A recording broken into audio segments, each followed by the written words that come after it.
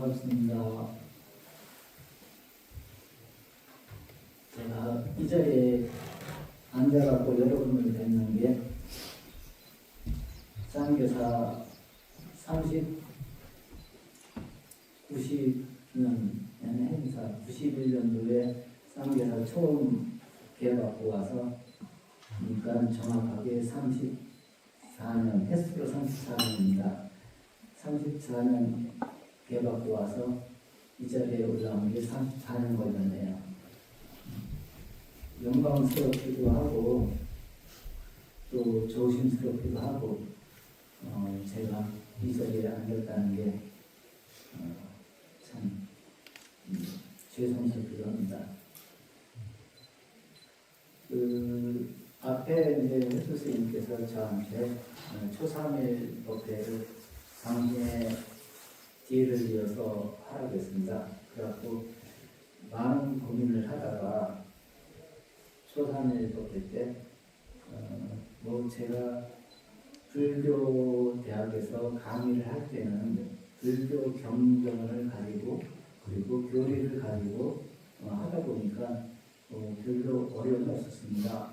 어차피 여러분과 제가 아는 것을 다시 한번 되새기면서 같이 공부한다는 마음으로 하다 보니까 또 별로 어려움이 없었는데 이 자리에서 본문을 하라니까 사실은 어렵고 좀 사실 많이 두렵습니다. 법문이라는 것 그리고 법상이라는 게 이 자리가 저는 예전에 처음 출가했을 때 제 기억으로는 성철 스님이 해인사 법상에서 앉아 계시고 그 다음에 우리 선원의 인하 스님, 은사 스님, 법전 스님께서 법상에 앉아서 법문을 하시는 그런 자리로 알고 있습니다. 그 자리가 이게 그냥 자리가 아니고 법이라는 부처님의 그런 깨달음을 이룬 분들이 앉아서 그 깨달은 부처님의 가르침을 전달해 주는 자리인데 제가 감히 이 자리에 앉는다는 게 죄송스럽기도 하고 어떻게 해야 되나 좀 고민이 된다. 그래서 제가 많은 고민을 하다가 이 자리에서 제가 솔직히 말해서 저는 깨달음을 분명히 얻지 못했습니다. 하지만 여러분과 함께 부처님이 깨달은 자리를 같이 가고자 하는 도반으로서 저는 이야기하고 싶습니다.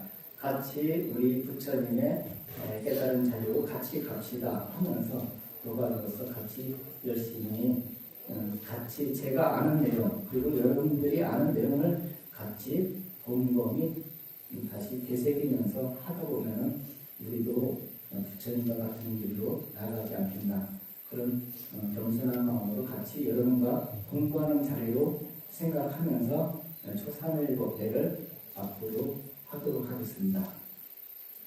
그래가지고 내용을 이제 제가 법문을 하라 했는데 어떤 것을 주제로 할까 하다가 생각해 보니까 여기 큰 스님이 이룬 도량 75년도부터 해서 이룬 도량인데 예전에 큰 스님께서 서강사에서 반야심경을 가지고 반야심경 법회를 3일 동안 하신 적이 있습니다. 반야심경만 가지고 그래가지고 그 내용을 우리가 늘 외우고 늘 아는 것이지만 그것을 갖다가 다시 한번 되새기면서 공부하면 좋지 않겠나 싶습니다. 근데 반야심경을 가지고 책을 보니까 이렇게 두꺼워요. 제가 이거만 읽어도 아마 1년은 우려먹어도 될 것 같습니다. 저는 그냥 읽고서 딱 시간 되면 내려가면 1년은 그냥 지나갑니다. 아주 제가 선택 반야심경 읽고 그 다음에 당신이 강의하신 금강경 읽으면 아마 최소한 제가 끝나는 4년까지는 다 되지 않을까 싶습니다. 아주 좀 효과적인 방법을 쓰도록 하겠습니다. 근데 저 고산 스님께서 우리 큰 스님, 방장 스님이 하신 그런 강의를 우리가 같이 읽으면서 그 뜻이 무엇인가 우리끼리 다시 곰곰이 되새겨 보는 것도 좋겠다 그런 생각을 했습니다. 그래서 여러분께서도 이미 다들 알고 있는 내용이지만 다시 한번 당신이 했던 저기 논문을 제가 조금 읽고 같이 여러분과 이야기해보고 그런 식으로 하면 좋겠다 싶습니다. 네. 그 반야신경 여러분께서 잘 아시죠? 우리가 모든 행사에서 빠질 수 없는 게 반야신경입니다. 왜 반야신경을 모든 행사 앞에다 놨을까? 그만큼 중요하고 그만큼 중요하지만 그렇다고 해서 다 아는 반야신경이지만 그것을 제대로 실천하는 사람, 이해하고 그것을 아는 사람이 없다는 겁니다. 늘 글로는 알지만 그 자리에 우리가 들어가지 못한 자리이기 때문에 그 옛날 큰 스님들이 모든 행사에 반야신경을 항상 집어넣는 것은 그만큼 중요하다는 겁니다. 여러분들도 늘 외우고 다니지만 반야신경이 그만큼 중요한 겁니다. 얼마큼 중요한지 그 내용은 여러분들이 알고 있는 저 옛날에 저 현장스님 아시죠? 현장스님 삼장법사 소유기에 나오는 삼장법사의 현장스님께서 제일 먼저 번역했던 저 글이 범소로 된 반야신경이었고 반야신경을 가지고 큰 영험을 받으신 다음에 중국에 돌아와서도 반야신경을 번역을 했습니다. 그 반야신경의 이 과정, 현 삼장법사가 반야신경을 가지고 돌아온 과정을 갖다가 제가 이제 요약해서 말씀드리겠습니다. 삼장법사 그리고 현장스님이죠. 현장스님은 중국의 4대 번역가 중 특히 구마라스 삼장과 불교 역사상 불후의 공적을 쌓은 대3장이었습니다. 현장 스님의 속성은 진시이고 이름은 위입니다. 이름이 그러니까 진위 현장 스님.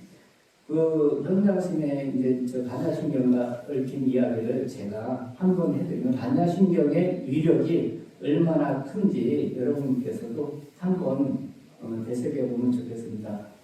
저 개인적으로 사실은 삼천포에서 여기로 올 때 일주일에 한 번 오지만 지금은 이제 계속 상주하지만 일주일에 한 번씩 올 때마다 저는 많이 힘들었습니다. 그 편한 데 놔두고 여기 와서 일이 너무 많다 보니까 그 일을 생각만 해도 머리가 지근지근 아프고 오는 동안에 1시간, 한 10분, 20분 동안에 오는 동안에 머리가 너무 아팠습니다. 그래갖고 오다가 중간중간에 딴 생각이 나면은 간센보살 하다가 또 간센보살 하다 보면 또 생각이 많이 들어오더라고요. 그래갖고 좋은 방법이 있구나 해서 반야신경을 한글로 했습니다.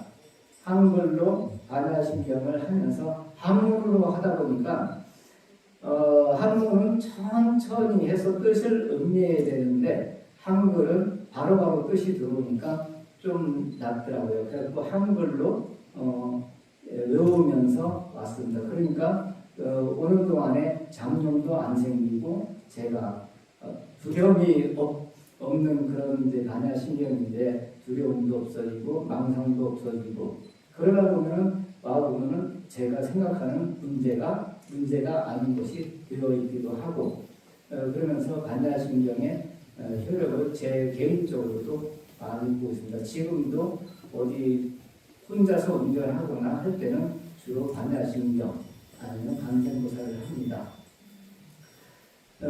삼장법사께서 현장스님 12살 때 법상동의 나경 정도사에 출가하여 중이된 후 해경보천 법상 도심스님께 공부하다가 이분들 말이 서로 모순되어 있다는 것을 알고 29살에 서역이라는 것은 인도 쪽이죠. 스님들에게 직접 공부를 해야겠다는 뜻을 세웠습니다. 현장 스님은 당나라 태종 때 사람으로 청년 시절 재지가 뛰어나서 당나라에서는 그 사람을, 이 스님을 나라의 국보라고 받들 정도로 29살 때 일대의 위인이 되었었습니다.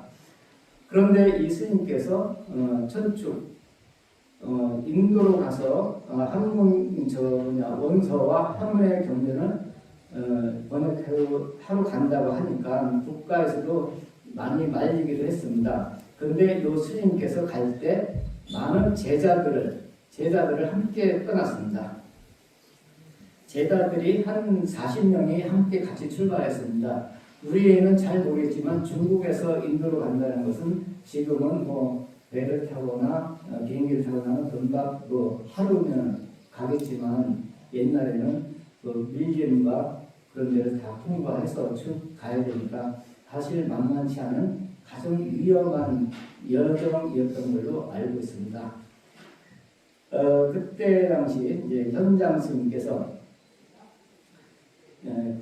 또 있는 내용을 그냥 읽어드릴게요. 현장과 같은 위인은 다른 나라에 빼앗겨서는 안 되지만 여행 중에 불행한 일이라도 생기면 안 되겠다는 생각에 결사 반대했습니다. 임금님께서 현장은 당태종의 완강한 반대에 당면하자 원래 한밤중에 단신으로 떠나려 하는데 생명을 걸고 스승의 길을 따르겠다고 나서는 제자 40여 명을 데리고 떠나기 앞서 주석하던 사찰에 부처님께 성별의 축원을 올립니다. 저 이제 이 서쪽 나라 천축을 가오니 길이 험하여 목숨을 잃고 천축에 돌아오지 못하더라도 이 나라 불교를 부처님께서 천년만년 지켜주옵소서 하며 각오를 다짐하며 제자 40일을 대동하고 한 달, 두 달, 석 달 인도를 향한 고행의 길을 계속하였습니다. 식수나 기후가 맞지 않아 병을 얻고 먹지 못하여 탈진하고 독중에 물려 죽어가는 제자들이 속출하는가 하면 높은 곳에서 떨어지거나 강물에 빠져서 변을 당하는 일이 계속되었습니다.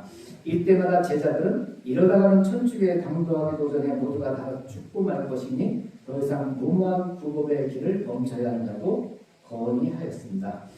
그러나 현장법도는 뜻을 굽히지 않았습니다. 이렇게 하여 서역의 관문인 영빈국 국경에 이르렀을 때 40여 명의 제자 가운데 살아남은 사람은 하나도 없고 오직 현장법사 한 분뿐이었습니다. 현장법사는 구법의 장도에 목숨을 바친 40여 명의 제자들 생각으로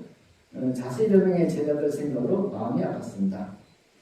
이제 이들의 죽음을 보답하기 위해서라도 구법의 길을 헛되게 하려 굳게 다짐하곤 하였습니다. 이렇게 홀로 영빈국의 접경지역에 이르렀을 때 큰 강 하나를 만나게 되었습니다.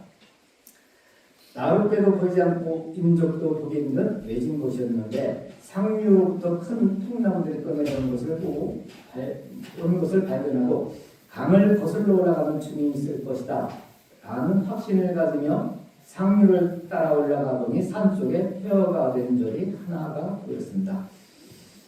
반가운 마음으로 다가가 살펴보니 잡초로 무성해져 있고 무너져가는 건물 내에는 거미들이 엉켜 흉가였는데 어디선가 신음소리가 들려왔습니다. 현장법사가 소리를 따라가 보니 노승 한 분이 온몸에 피고름이 흘리며 흉한 모습으로 중병을 앓고 있었습니다. 얼른 봐도 문둥병에 틀림없었습니다. 소승은 중국에서 온 현장이라 합니다. 노화상께서는 중병에 드신 듯한데 무슨 연유로 이 폐사에서 간병하는 일도 없이 홀로 이러고 계십니까? 찾아주셔서 감사합니다. 나도 본래는 혼자가 아니었는데 못된 전염병을 앓다 보니 도반들이 한 사람 두 사람 떠나버리고 이렇게 혼자 있다고. 이제 나의 생명은 내일이 될지 모레 죽게 될지 방학 때 등불 같은 목숨입니다. 비참한 이야기를 들은 현장법도나 아무리 구법이 중요하지만 자비를 생명으로 여기는 불교에서 이토록 중병에 걸린 노승만은 홀로 둔 채 떠나갈 수 없다는 생각에 구법의 길을 멈추고 노승의 병구원에 전력하였습니다. 그리고 자신이 정말 위급할 때 쓰려고 생명처럼 직장에 오든 약을 먹이고 발라주면서 급진이 간병을 한 법사의 정성에 약효험이 있어서 노승의 중병은 하루가 다르게 좋아지기 시작하여 얼마 후에는 완전히 쾌유하게 되었습니다. 현장 법사는 그때서야 다시 천축으로 떠날 준비를 하고 노승에게 고별의 인사를 드렸습니다. 그러자 노승은 감격하면서 나를 정성으로 감병하여 난치병을 완치시켜 줬으니 은혜의 보답으로 오랫동안 간직해오던 작은 경전 한 권을 스님에게 드리겠습니다 하며 꿈속에서 범어로 된 책 한 권을 주었습니다. 그러자 현장은 뜻하지 않게 도화상을 배웠게 되었고 아직 천축국에 가기도 전인데 범서 경전을 얻게 되었으니 이는 최상의 기쁨입니다. 현장은 이후로부터 국어배기를 계속하여 수개월 뒤에 천축국에 이르게 되었습니다. 그런데 불가사의한 일은 이 범서를 받아보매 지니고 배독하면서부터는 어떤 장애나 어려움 없이 멀고 험한 천축국의 무사히 강도하게 되었고 당시 세계 최고 대학이던 나란다 대학에서 열심히 수업을 닦은 결과 부총장, 대학원장의 직위까지 오르게 되었습니다. 현장 법자가 수학을 마치고 귀국할 때는 천축의 보배라 하며 놓지 않으려고 하였습니다. 이렇게 단연간 노력한 끝에 불상과 많은 범서 장경을 모시고 돌아오는 귀국길에 처음 인도에 들어올 때 만났던 연빈국의 노승에게 인사하기 위해 찾아갔습니다. 그런데 어찌된 일인지 쓰러져 가던 절도 그 노승도 보이지 않았습니다. 이상한 생각이 들어 약초를 캐는 노인에게 물었습니다. 이곳에 절이 하나 있었는데 어찌하여 보이지 않는 것입니까? 하고 묻자 이곳에는 본래부터 절도 터도 없었다고 하였습니다. 순간 현장 법사에게 스쳐오는 것이 있었습니다.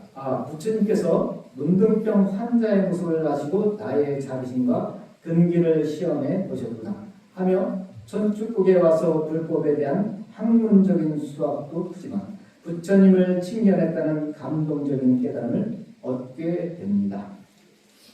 현장 법자는 본국으로 귀국한 후 수많은 경전 가운데 그때 노승으로부터 선물받은 작은 범서 경문을 제일 먼저 번역하였으니 이것이 바로 우리 불자들이 가장 많이 읽고 봉독하는 반야바라밀다 신경입니다. 현장 법자가 번역한 경전은 이루다 말할 수 없지만 대반야 75 등 1335가 대당 서역기 12권 등 불교 경전 역경사에 큰 공적을 이루신 대삼장이었습니다. 현장 법자는 일생을 두고 경전 번역에 못마치다 수안의 대자한사에서 63세의 나이로 열반하셨습니다. 제 나이에 열반하십니다. 저는 번역한 게 하나도 없는데 그 많은 경전을 번역하시고 열반하셨습니다.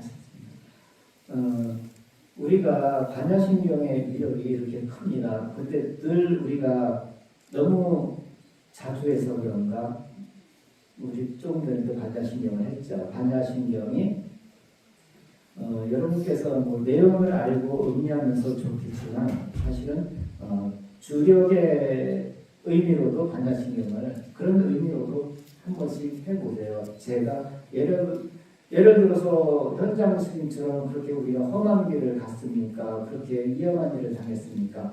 여러분 앞에 지금 닥친 어려운 일들, 가족, 그리고 주변 사람들, 그리고 주변 상황들, 어떤 사업 등 관계, 여러 가지 어려움이 있지만 그때 어려움이 있을 때 여러분께서 예를 들어서 반야신경을 한번 외워봤습니까? 예를 들어서 우리가 저 사람 보기 싫어 할 때 반야신경을 외웠습니까? 우리 스스로 반야신경의 위력을 이제부터는 아주 소중히 해야 됩니다. 반야신경 우리가 신중간에 반야신경하고 우리 법회 볼 때도 항상 반야신경을 먼저 하죠. 반야신경을 소홀히 하지 말고 진짜 어려울 때 진짜로 몸과 마음으로 아니면 상황으로 어려울 때 반야신경을 외울 수 있는 읽을 수 있는 사람이라는 어떤 고난도 다 극복하지 않을까 싶습니다. 제가 그래도 이 반야신경이 번역이 여러 가지가 있습니다. 그런데 제가 일부러 고산대 선사께서 번역하신 반야신경을 제가 한번 따로 뽑아왔습니다. 요거를 나눠서 우리 같이 한번 독송하고 오늘 독대를 마치도록 할게요. 천천히 한 거이기 때문에 이거 나눠주시면 될 것 같아요. 천천히 목탁 안 치고 하는 것도 괜찮은데 그래야 너무 목탁 치면 속도가 빨라질 겁니다. 그냥 어떤 글을 읽는다 생각하고 같이 하나 한번 읽어보도록 하겠습니다. 이렇게 우리가 경전을 갖다가 뜻이 우리가 다 한글도 다 들어오진 않죠. 들어오진 않지만 한번 같이 이렇게 읽어보는 것도 재밌지 않을까 싶습니다.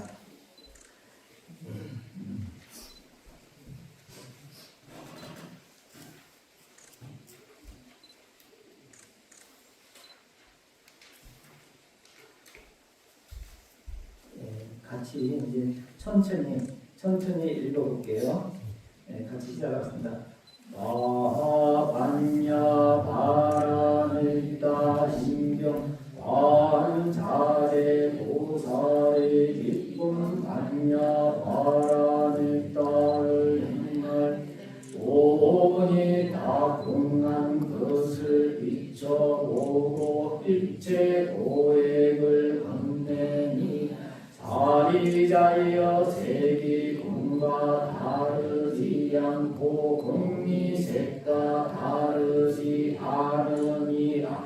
색이 곧 공리요 공리 곧 색이 수상행식도 또한 그러하니라. 사리자여 이 모든 법의 공한상이 나지도 않고 변하지도 않으며 더럽지도 않고 깨끗하지도 않은 들지도 않고 줄지도 않느니라. 그러므로 공가운데 색이 수상행식도 없으며 아니 설진이도 없고 색성향미적 법도 없으며 안개 내지 의식계도 없으며 분명도 문명이 다함도 또한 없으며 도사까지도 없고 도사가 다함도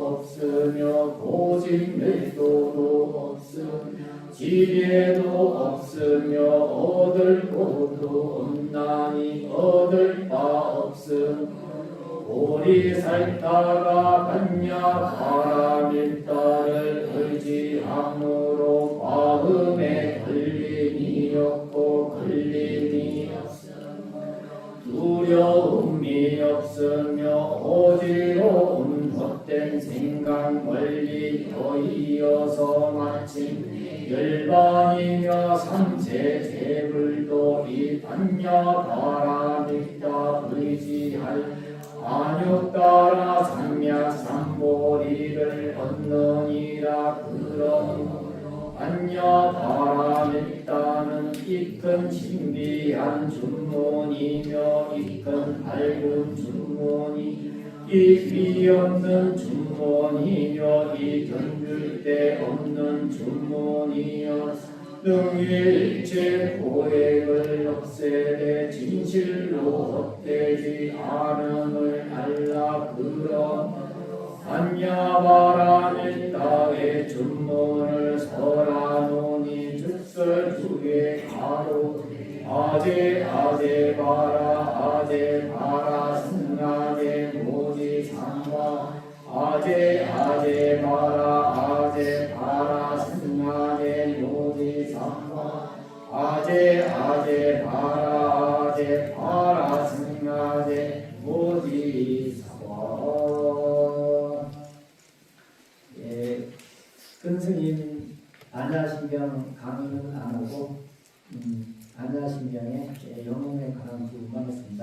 일단 다음 달에부터 제가 혹시라도 좀 더 알고 싶은 분은 만약 큰 스님 방야바라밀다 신경 강의를 한번 읽어보시면 좋을 것 같고, 안 되면 제가 조금씩 읽어가면서 서문부터 천천히 같이 반야신경 공부를 하도록 하겠습니다. 오늘은 여기까지 하겠습니다. 네, 감사합니다.